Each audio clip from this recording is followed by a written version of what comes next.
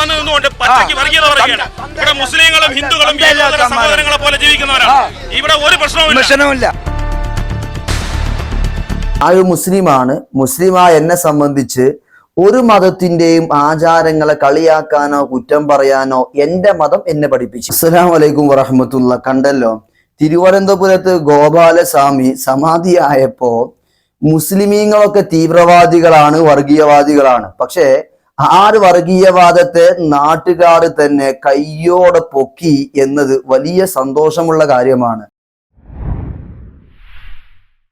എല്ലാവരും ഹൃദ്യമായി സ്വാഗതം ചെയ്യുന്നു. ആദ്യമേ പറയട്ടെ, സമാധി അതിനെക്കുറിച്ച് എനിക്ക് എന്താന്ന് മനസ്സിലായിട്ടില്ല.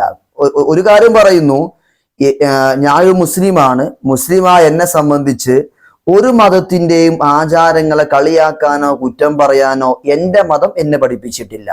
ഈ രാജ്യം ഹിന്ദുവിനും മുസ്ലിമിനും മതമുള്ളവനും മതമില്ലാത്തവരും ഒരുമിച്ച് ജീവിക്കാൻ സ്വാതന്ത്ര്യമുണ്ട്.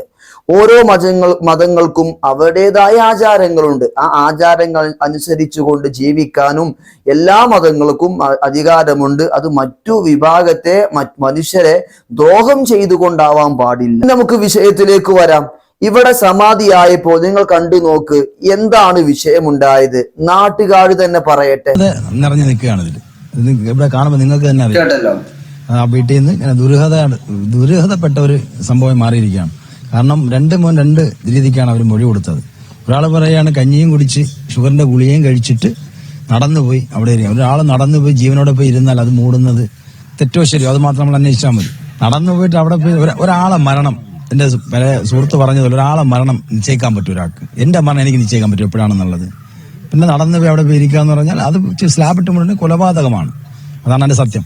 കൃത്യമായിട്ട് തുറന്ന് പോസ്റ്റ്മോർട്ടം ചെയ്യുമ്പോൾ ഇനിയിപ്പോ സംശയം എന്ന് വെച്ചാൽ ഇതിനകത്ത് ആളുണ്ടോ ഇല്ലയോ, അതാണ് നമ്മുടെ സംശയം. മിസ്സിംഗ് ആണ്. ഇനി വേറെ എന്തെങ്കിലും ആള് മിസ്സിംഗ്, 3 ദിവസം കൊണ്ട് ആള് മിസ്സിംഗ്. ഭാര്യയും പറഞ്ഞു, മോനും പറഞ്ഞു, കണ്ണുകൊണ്ടോടെ അച്ഛൻ വെളിയിറങ്ങാൻ പറ്റില്ല എന്ന്. അയാൾ എങ്ങനെ നടന്നു വന്നു ഇവിടെ?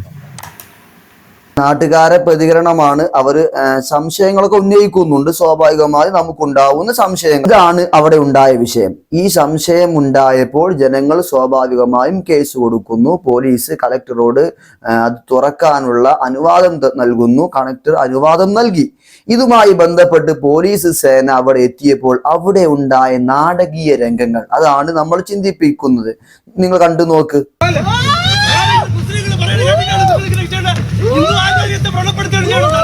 കേട്ടല്ലോ, അദ്ദേഹം പറഞ്ഞത് അവിടെ ഇരിക്കുന്നത് ആ മരണപ്പെട്ട ഗോസ്വാമിയുടെ 2 മക്കളും അദ്ദേഹത്തിന്റെ ഭാര്യയുമാണ്. മുസ്ലിമീങ്ങൾ പറയുന്ന, തീവ്രവാദികൾ പറയുന്ന വാക്കും കേട്ടാണ് ഇതൊക്കെ എന്നാണ് ആ മകനായ മനുഷ്യൻ പറയുന്നത്. ഒന്നും കൂടെ ശ്രദ്ധയോടെ കേട്ടു നോക്ക്.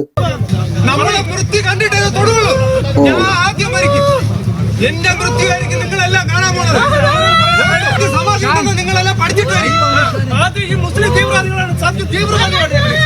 അവരാണ് ഏറ്റവും കൂടുതൽ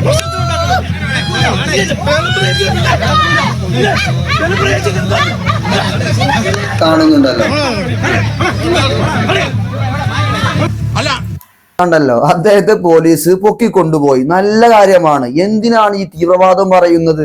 മുസ്ലിം തീവ്രവാദികൾ ഇവിടെ ഉണ്ടായ സംശയങ്ങൾ സ്വാഭാവികമാണ്. അതിനെതിരെ ഒരു ക്ലിയർ വരുത്താൻ വേണ്ടി കംപ്ലൈന്റ് ചെയ്യുന്നു. കാര്യങ്ങളൊക്കെ മുന്നോട്ട് പോകുന്നു.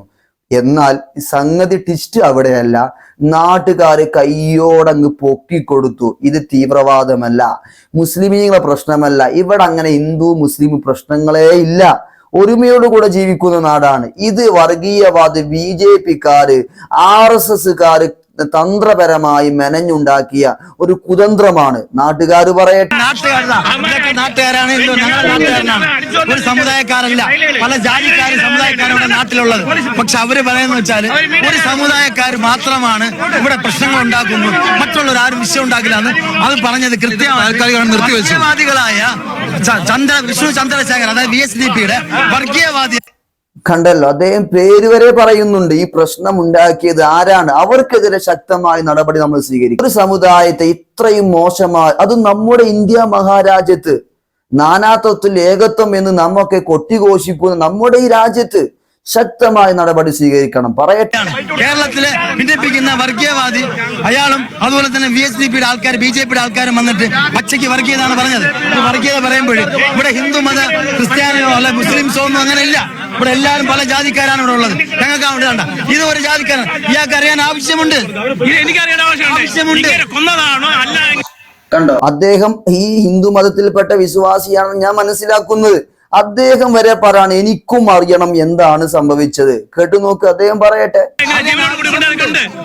അപ്പൊ താൽക്കാലികമായി നിർത്തി വെച്ചിരിക്കുകയാണല്ലോ. താൽക്കാലികമല്ല, ഇത് പൈസയുടെ മീതാണ്. ഇതെന്ന് പറഞ്ഞാൽ ഇത് പണത്തിന്റെ. ഓക്കെ, ഇപ്പൊ കാര്യങ്ങളൊക്കെ നിങ്ങൾക്ക് ബോധ്യപ്പെട്ടിട്ടുണ്ടാവും. അതുകൊണ്ട് ഞാൻ പറയുന്നു, എന്നെ കേൾക്കുന്ന ആളുകളോട്, ഇത്തരം വർഗീയവാദികളെ ആരാണെങ്കിൽ മുഖം നോക്കാതെ നടപടിയെടുക്കണം. ഈ ആളുകൾക്കെതിരെ മുസ്ലിം തീവ്രവാദികളാണ് പ്രശ്നമുണ്ടാക്കുന്നത് എന്ന് പറഞ്ഞ് ഈ രാജ്യത്തിന്റെ സുരക്ഷക്കെതിരാണ്. ഇത് മതേതരത്വ രാജ്യമാണ്, നാനാത്വത്തിൽ ഏകത്വം. ഇവിടെ മതമുള്ളവനും മതമില്ലാത്തവനും ഹിന്ദുവും മുസ്ലിമും ക്രിസ്തുവും ഒക്കെ ഒരുമിച്ച് തോളോട് തോളൊരുമി ഒരു ഉമ്മയുടെയും ബാപ്പയുടെയും മക്കളെ പോലെ ജീവിക്കേണ്ട ഈ രാജ്യത്ത് ഒരു കാരണവുമില്ലാതെ, ഒരു തെളിവില്ലാതെ അകാരണമായി മുസ്ലിം തീവ്രവാദികളാണ് എന്ന് പ്രചരിപ്പിക്കുന്ന ഇത്തരം ആളുകളെ നിലക്ക് നിർത്തിയിട്ടില്ലെങ്കിൽ അത് ഈ സുന്ദര മതേതരത്വ രാജ്യത്തിന്റെ സ്വാതന്ത്ര്യത്തിന് അത് എതിരാണെന്ന് മനസ്സിലാക്കി ശക്തമായ നടപടി സ്വീകരിക്കണമെന്ന് ഓർമ്മപ്പെടുത്തി ഇനിയും കാണാം ദുആ വസിയത്തോടുകൂടെ. അസ്സലാമു അലൈക്കും വറഹ്മത്തുള്ളാഹി വബറകാതുഹു.